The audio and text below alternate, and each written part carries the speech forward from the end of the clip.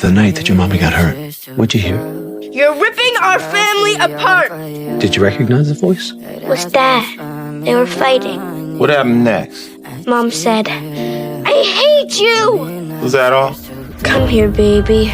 You smell good. Was that your father's voice?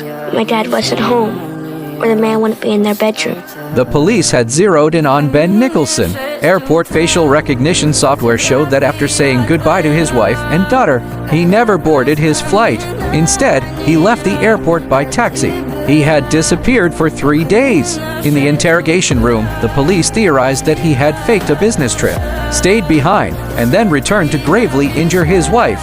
But faced with the accusations, Ben said nothing. Just as the police were about to intensify their pressure, the FBI stepped in.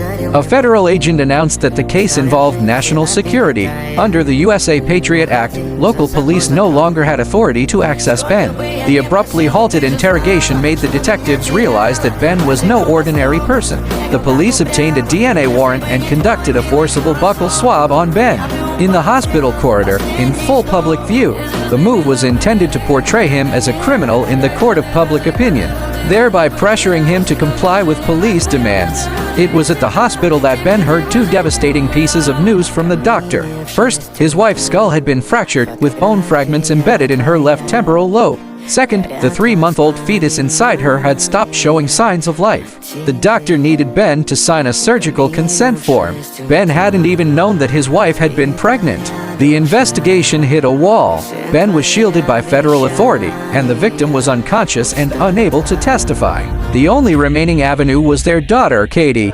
But Katie had Williams syndrome.